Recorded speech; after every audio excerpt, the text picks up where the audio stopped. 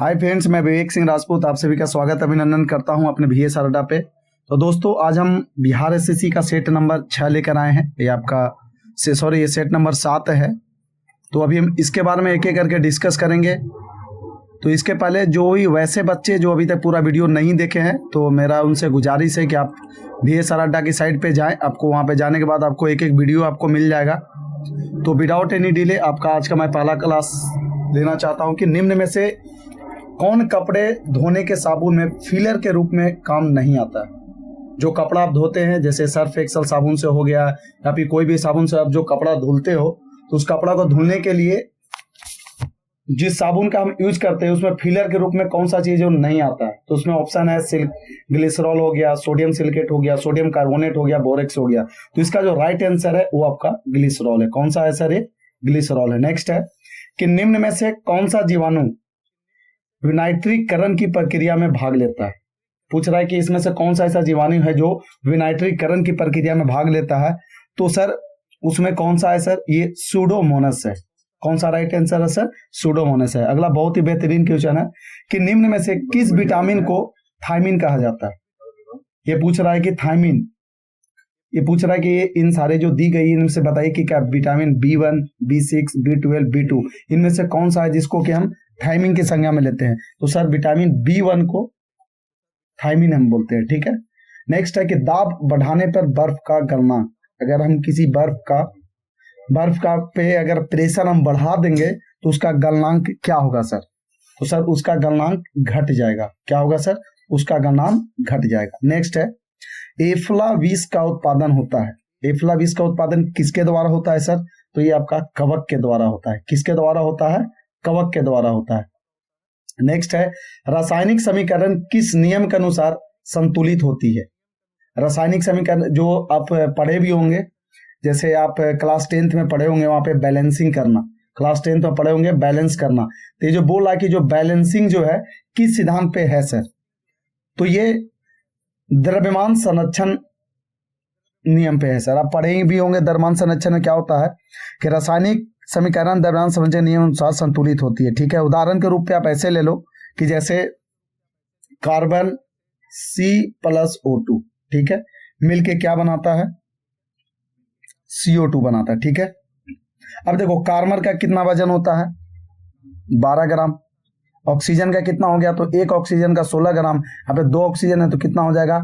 32 ग्राम। अब इधर देख लो, इधर कार्बन का कितना है? 12।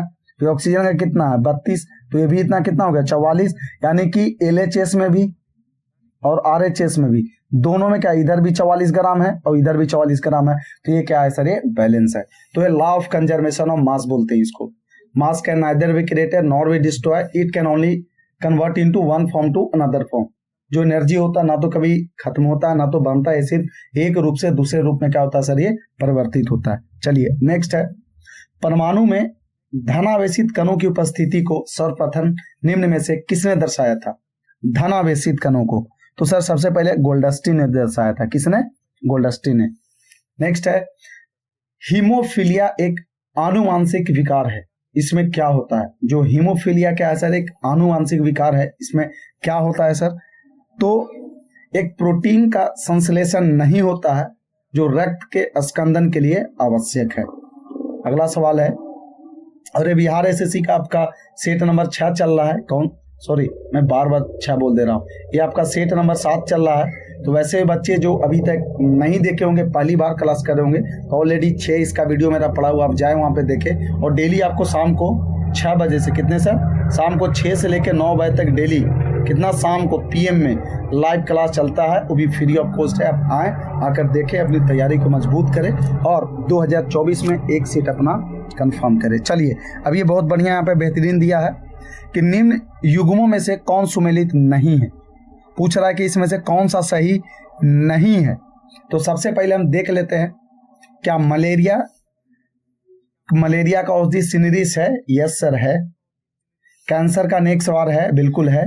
कुष्ठ रोग का DOTS है। पोलियो का नहीं है सर। क्यों?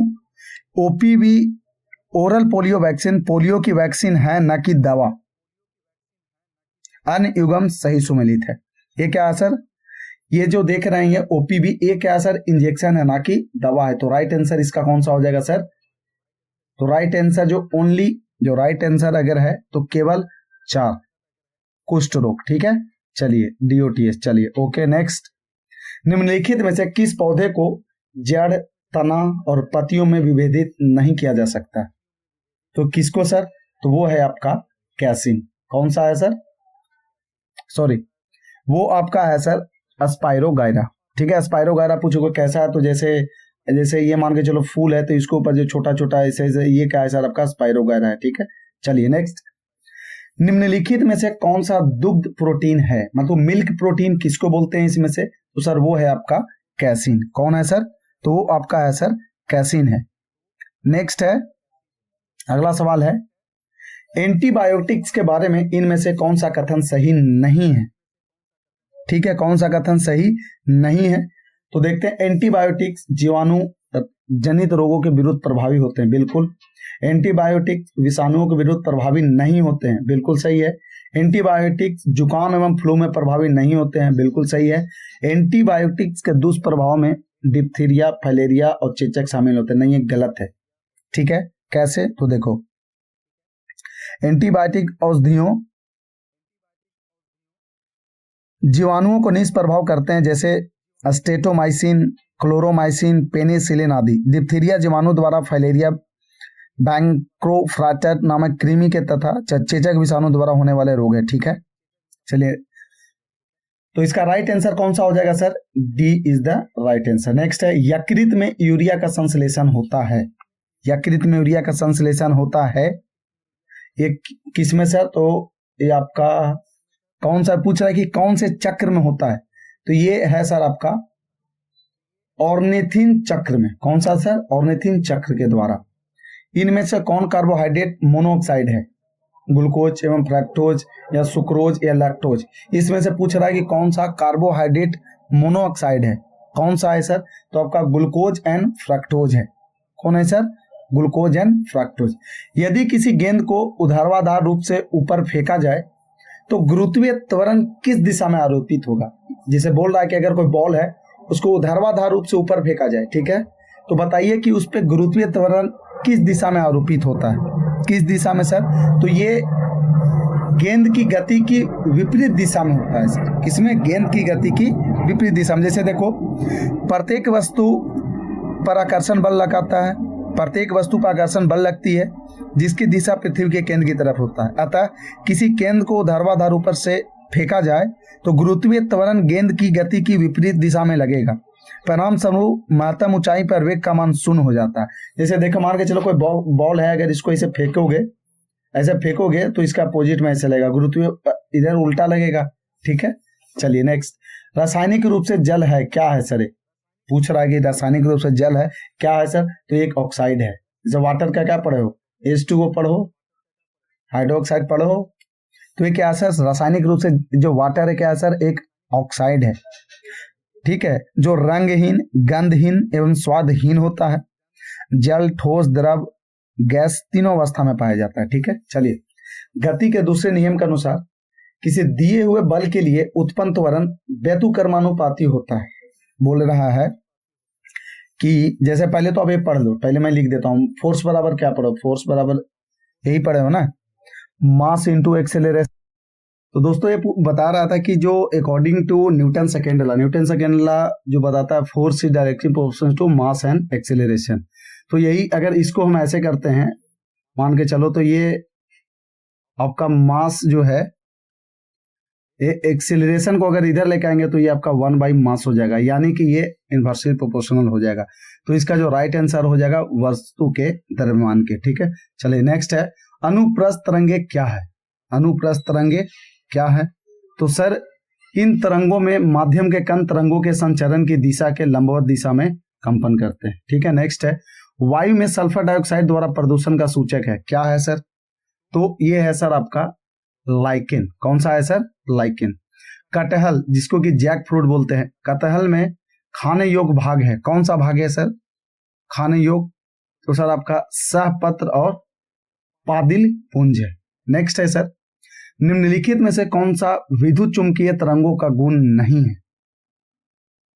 तो सर पहले गुण देख लेते हैं कौन कौन सा है। तो विद्युत चुंबकीय तरंगे व्यतिकरण तथा विवर्तन नहीं दिखाई देती, गलत है ये। विद्युत चुंबकीय तरंगे अनुप्रस्थ तरंगे होती हैं, बिल्कुल सही है सर। विद्युत तथा चुंबकीय क्षेत्र एक दूसरे के लंबवत होते हैं, बिल्कुल सही है। विद्युत चुंबकीय तरंगों को आगे बढ़ने के लिए किसी माध्यम की आवश्यकता नहीं होती, बिल्कुल सही है। तो राइट आंसर आपका क्या हो जाएगा, ए हो जाएगा। नेक्स्ट है, रसायन प्रयोगशाला में उपयोग में लाए जाने वाला लिटमस प्राप्त किया जाता है। लिटमस पूछ रहा है कहां से प्राप्त किया जाता है, तो सर लाइकेन से प्राप्त किया जाता है। किससे सर, लाइकेन। मैं इसके बारे में थोड़ा सा बता दूं कि रोसेला नामक लाइकेन से लिटमस पत्र प्राप्त किया जाता है। नीला लिटमस अम्ल की उपस्थिति में लाल रंग में तथा लाल लिटमस क्षार की उपस्थिति में नीले रंग में बदल जाता है। ठीक है, चलिए नेक्स्ट। बाह्य कर्ण का कठोर लचीला भाग बनता है। बाह्य कर्ण का कठोर लचीला भाग बना होता है, किस चीज से बना होता है सर, तो आपका कार्टिलेज से बना होता है। किस चीज से, उपास्थि से बना होता है। ठीक है, चलिए नेक्स्ट है कि एक्वा रेजिया में नाइट्रिक एसिड एवं हाइड्रोक्लोरिक एसिड निम्न में से किस अनुपात में उपस्थित होते हैं, पूछ रहा है। तो सबसे पहले मैं आपको बता दूं कि एक्वा रेजिया एक ऐसा द्रव मिश्रण है जो अधिकतर धातुओं को घुला सकता है। ठीक है, इस मिश्रण में एक भाग नाइट्रिक एसिड होता है और नाइट्रिक एसिड का फॉर्मूला होता है HNO3। नाइट्रिक एसिड होता है, नाइट्रिक एसिड का, एवं 3 भाग हाइड्रोक्लोरिक एसिड का। एक भाग किसका होता है सर, नाइट्रिक एसिड का, और जो 3 भाग होता है सर वो आपका किसका होता है, हाइड्रोक्लोरिक एसिड का। ठीक है, और नाइट्रिक एसिड को एक्वा फोर्टिस कहते हैं, जबकि हाइड्रोक्लोरिक एसिड को म्यूरेटिक एसिड कहा जाता है। ठीक है, तो इसका ये कितना हो जाएगा सर, ये आपका एक्वा रेजिया और नाइट्रिक एसिड कितना 1 रेशियो में, और आपका हाइड्रोक्लोरिक एसिड 3 रेशियो में पाए जाते हैं। यानी कि जो राइट आंसर कौन सा हो जाएगा सर, ए नंबर 1:3। चलिए अगला सवाल है, 60 वाट का एक रेडियो यदि 50 घंटा चला हो तो उसके द्वारा कितना विद्युत ऊर्जा का उपयोग किया जाएगा। बहुत बढ़िया, आप क्या पूछ रहा है कि एक 60 वाट का रेडियो है, कितने वाट का रेडियो है सर, 60 वाट का है। ठीक है, यानी पावर बराबर 60 वाट दे रखा है और टाइम बराबर कितना दिया है सर, 50 आवर दिया है। ठीक है, अगर बोला कि अगर 60 वाट का एक रेडियो है उसको अगर 50 घंटा चलाते हैं तो बताइए कि उसको चलाने में कुल कितना विद्युत ऊर्जा लगेगा। ठीक है, तो आप पढ़े होंगे कि विद्युत ऊर्जा E बराबर क्या होता है, आप फॉर्मूला पढ़े होंगे। E बराबर क्या पढ़े होंगे, power into time, P into T। ठीक है, तो ये किस में, वाट में है, तो ये सर अगर इसको 60 इंटू 50 करोगे तो कितना हो जाएगा सर, 3000 हो जाएगा, 3000 वाट पर आवर हो जाएगा। तो वाट पर आवर को फिर किस में कर देंगे, तो सर ये 3 किलोवाट पर आवर हो जाएगा। ठीक है, तो राइट आंसर क्या हो जाएगा सर, ये हो जाएगा। बस आपको फॉर्मूला लगाना था, पता होना चाहिए कि इलेक्ट्रिक एनर्जी बराबर क्या होता है, पावर इंटू टाइम। चलिए नेक्स्ट है, ग्राम सभा की सदस्यता हेतु प्रत्येक ग्रामीण की आयु कम से कम कितनी होनी चाहिए। जो ग्राम सभा अगर होता है तो उसमें सदस्यता प्राप्त करने के लिए, मतलब मेंबरशिप लेने के लिए आयु कितने मिनिमम एज होना चाहिए सर, मिनिमम एज, तो सर मिनिमम एज आपका 18 वर्ष होना चाहिए। कितने साल, 18 वर्ष। अगला है सर, बिहार में प्रथम बार राष्ट्रपति शासन कब लागू किया गया था, सबसे पहली बार, तो सर 1968 में सर प्रथम बिहार में राष्ट्रपति शासन लगाया गया था। कब, 1968 में। थोड़ा सा मैं इस पे प्रकाश डाल देता हूं कि बिहार में प्रथम राष्ट्रपति शासन 19 जून 1968 से 26 फरवरी 1969 तक लागू किया गया। इस समय बिहार के राज्यपाल नित्यानंद कानूनगो थे। बिहार में अंतिम बार राष्ट्रपति शासन मार्च 2005 में लागू किया गया था। अब पूछेगा कि लास्ट टाइम कब लगा था, तो सर ये 2005 में लगा था। ठीक है, चलिए, आपात उपबंध का संबंध संविधान के किस भाग से है, तो सर संविधान के आपका 18वें भाग से है। ठीक है, चलिए नेक्स्ट, निम्नलिखित में से कौन सा युग सुमेलित नहीं है, तो सबसे पहले हम देख लेते हैं कि कौन सा सुमेलित सही है या नहीं है। ठीक है, तो अनुच्छेद 39A समान न्याय एवं निःशुल्क,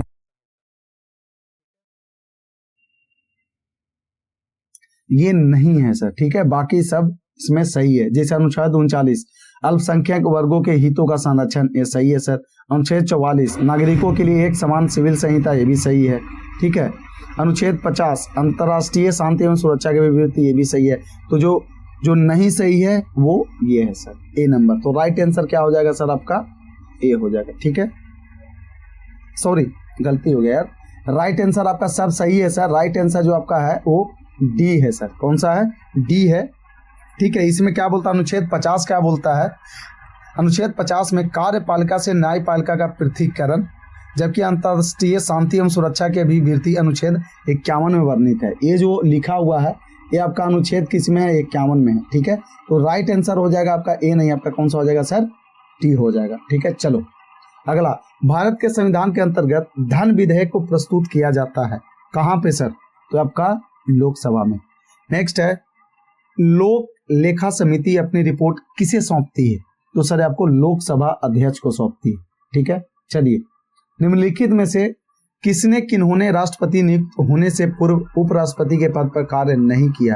ये पूछ रहा कि इनमें से कौन है जो पहले, ये सब राष्ट्रपति बनने के पहले पूर्व राष्ट्रपति नहीं थे, ठीक है।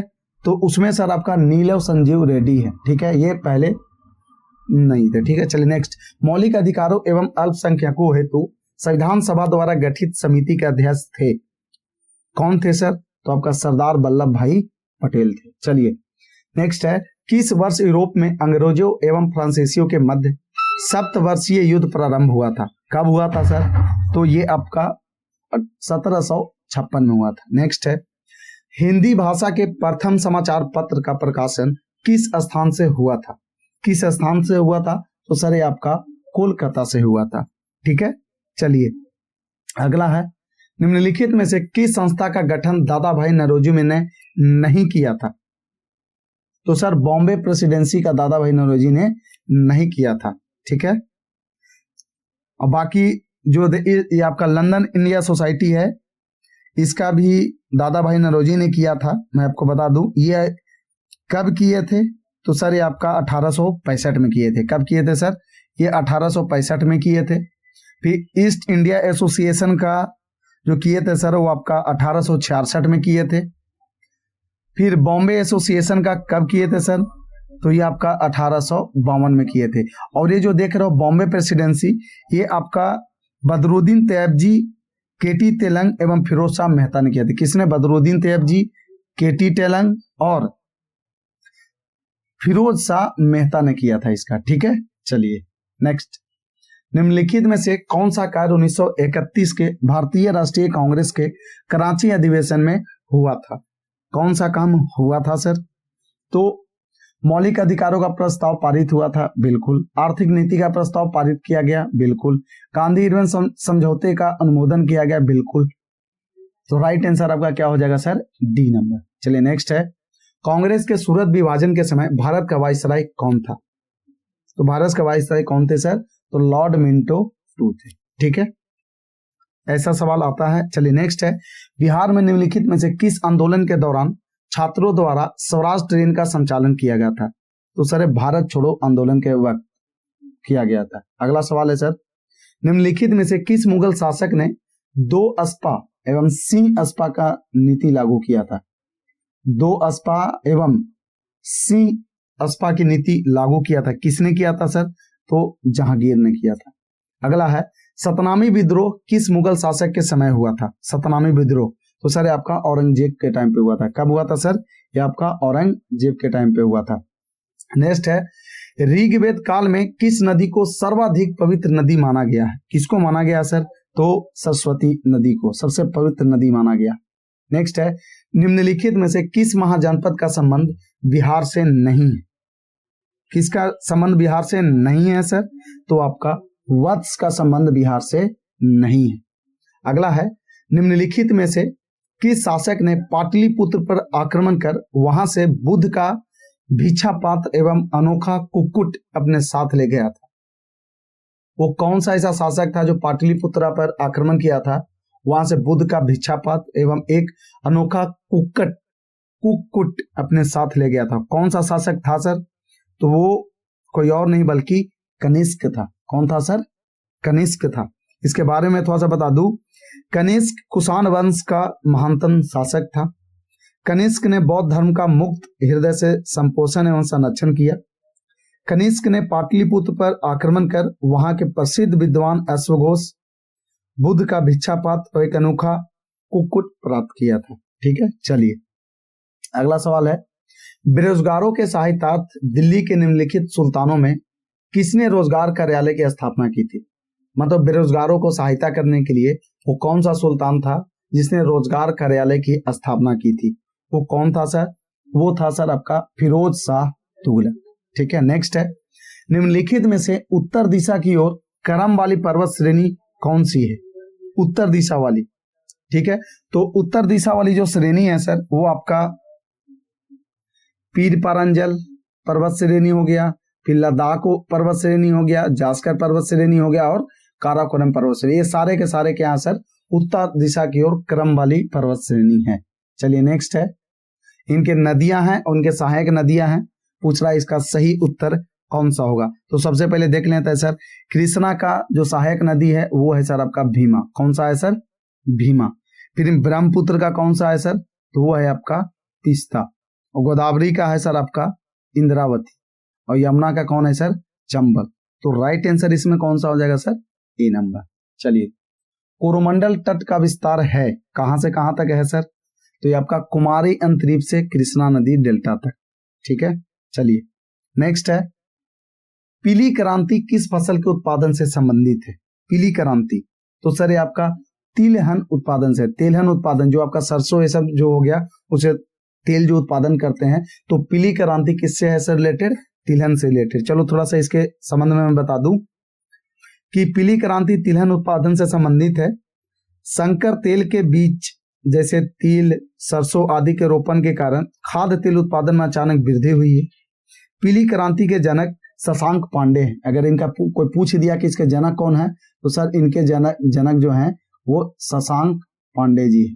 ठीक है, और नीली क्रांति किससे रिलेटेड है सर? तो नीली क्रांति आपका मत्स्य उत्पादन से रिलेटेड। इसका पूछेगा तो ये किससे है सर? नीली क्रांति से रिलेटेड है। और अगर स्वर्ण क्रांति से पूछेगा तो ये आपका फल हो गया, शहद हो गया, बागवानी हो गया। फल हो गया, शहद हो गया और क्या हो जाएगा सर? बागवानी हो जाएगा। चलिए अगला है, निम्नलिखित में से कौन सा युग्म सही सुमेलित है? पूछ रहा है कौन सा सही सुमेलित है? तो वो है सर आपका मसाई का पूर्वी अफ्रीका, यही आपका सही है। ठीक है, चलिए भारत में निम्नलिखित मुंह में कौन सी श्रेणी नवीनतम है? तो सर हिमालय श्रेणी सबसे नवीनतम श्रेणी है। ठीक है, हिमालय श्रेणी। चलिए अगला सवाल है सर, एक चंद्र दिवस की अवधि होती है, कितनी होती है सर? 24 घंटे 52 मिनट। कितनी होती है सर? 24 घंटे 52 मिनट। नेक्स्ट है, सौभाग्य योजना संबंधित है। सौभाग्य योजना किससे संबंधित है सर? तो ये आपका एक नवजात बालिका की जन्म पर वित्तीय सहायता के प्रावधान से रिलेटेड है। अगला है, अटल नवप्रवर्तन इनोवेशन मिशन किसके अधीन स्थापित किया गया है? किसके अधीन सर? तो ये आपका नीति आयोग के अधीन किया गया। निम्नलिखित सूचकांकों में से कौन सा मानव विकास सूचकांक HDI की गणना में सम्मिलित नहीं किया जाता है? कौन सा नहीं किया जाता है सर? तो आपका सामाजिक असमानता, ये नहीं किया जाता। नेक्स्ट है, भारत में सेवा कर किसकी सिफारिशों से लागू किया जाता है? भारत में सेवा कर किसकी सिफारिशों से लागू हुआ? तो सर ये आपका राजा जे चैलिया समिति के द्वारा। भारत में नाबार्ड बैंक पुनः वित्त उपलब्ध नहीं कराता। क्या नहीं कराता है सर? तो सर आपका निर्यात आयात बैंकों को। ठीक है, चलिए नेक्स्ट है, सबसे अधिक स्थिर पारिस्थितिकी तंत्र कौन सा है? तो वो है सर आपका महासागर। ठीक है, नेक्स्ट है, इनमें से कौन सा खाद्य श्रृंखला का निर्माण करता है? खाद्य श्रृंखला का निर्माण करता है, तो वो है सर आपका घास, बकरी, आदमी। ठीक है, नेक्स्ट अगला है, राज्य एवं उसके राष्ट्रीय उद्यान। राज्य हो गया और राज्य के साथ साथ वहां का पूछ रहा, राष्ट्रीय उद्यान पूछ रहा है, इसको सुमेलित करिए। तो उत्तराखंड का कौन सा है सर? तो उत्तराखंड का है सर आपका राजाजी राष्ट्रीय उद्यान। असम का हो गया सर मानस। उड़ीसा का हो गया सर सिमिलीपाल। और कर्नाटक का हो गया सर बांदीपुर। ठीक है, तो इसका राइट आंसर कौन सा हो जाएगा सर? B number. नेक्स्ट है, बोकारो स्टील प्लांट की स्थापना किस वर्ष की गई थी? बोकारो स्टील प्लांट की, तो सर इसकी स्थापना 1964 में की गई थी। ठीक है, ये पहले क्या था सर? बिहार में ही था। इसकी स्थापना बिहार में, पहले बिहार में ही था, बाद में झारखंड बन गया, तो ये झारखंड में चला गया। ठीक है, चलिए नेक्स्ट है, किस देश की संसद का नाम फेडरल असेंबली है? बहुत बेहतरीन क्वेश्चन है कि बताइए कि कौन सा ऐसा देश है जिसका संसद का नाम फेडरल असेंबली है? कौन सा है? तो वो है सर आपका तुर्की। ठीक है, तुर्की। अगर फ्रांस का पूछेगा तो सर फ्रांस का है सर आपका नेशनल असेंबली। कौन सा है सर? National assembly. ठीक है, और मिस्र का है सर पीपल्स असेंबली। मिल्स का कौन सा है? मिस्र जो पीपल्स असेंबली। ठीक है, और तुर्की का है सर ग्रैंड नेशनल असेंबली। तुर्की का क्या है सर?